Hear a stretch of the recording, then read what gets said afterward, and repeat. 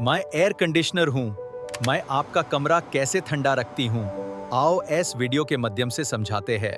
अगर आप अपने कमरे में एक बर्फ का टुकड़ा रख दें तो वह पिघलते हुए आसपास की गर्मी को एब्जॉर्ब करता है और हवा को ठंडा कर देता है। यही एयर कंडीशनिंग का बेसिक प्रिंसिपल है। लेकिन एक बर्फ का टुकड़ा कमरे को सही तरह ठंडा करने के लिए बहुत धीरे पिघलता है। अगर आप उस पर फैन चला दें तो वह जल्दी पिघलेगा और कमरा जल्दी ठंडा होगा, लेकिन बर्फ पूरी तरह पिघल जाती है और उसे बार बार बदलना मुश्किल काम है। इसलिए बर्फ की जगह एक खास गैस इस्तेमाल की जाती है जिसे फ्रियोनन या रेफ्रिजरेंट कहते हैं। आम टेम्परेचर पर यह गैस होती है, लेकिन ज्यादा प्रेशर देने पर यह लिक्विड बन जाती है। इसे एक बंद कॉपर पाइप सिस्टम में घुमाया जाता है ताकि यह लगातार सर्कुलेट करती रहे। जब लिक्विड रेफ्रिजरेंट इंडोर पाइप से गुजरता है और उसका प्रेशर कम होता है तो वह तेजी से ठंडा हो जाता है और कमरे की काफी गर्मी एब्जॉर्ब कर लेता है। फिर वह यह गर्मी लेकर बाहर की तरफ चला जाता है। यही हीट ट्रांसफर का प्रोसेस है। इस साइकिल को चलाते रहने के लिए आउटडोर यूनिट में एक कंप्रेसर लगाया जाता है।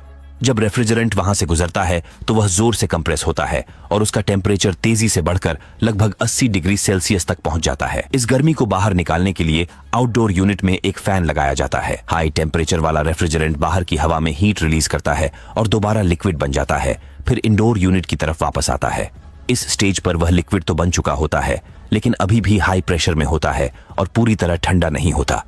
इसीलिए इंडोर साइड पर एक एक्सपेंशन वाल्व लगाया जाता है। जब हाई प्रेशर लिक्विड इस वाल्व से गुजरता है तो अचानक प्रेशर कम होने से उसका टेम्परेचर काफी गिर जाता है। फिर वह इंडोर कॉइल में वापस जाकर नया कूलिंग साइकिल शुरू करता है। कूलिंग को बेहतर बनाने के लिए इंडोर यूनिट में एक फैन लगाया जाता है जो ठंडी कॉइल पर हवा चलाकर कमरे में कूल एयर फैलाता है। एक टेम्परेचर सेंसर एक्सपेंशन वाल्व के साथ मिलकर सिस्टम को कंट्रोल करता है। जब ये सारे पार्ट्स इंडोर और आउटडोर यूनिट में जोड़कर अलग अलग जगह इंस्टॉल कर दिए जाते हैं तो एयर कंडीशनिंग सिस्टम पूरा हो जाता है। अगर आप एयर कंडीशनर के कूलिंग प्रोसेस को समझ गए तो प्लीज सब्सक्राइब द चैनल।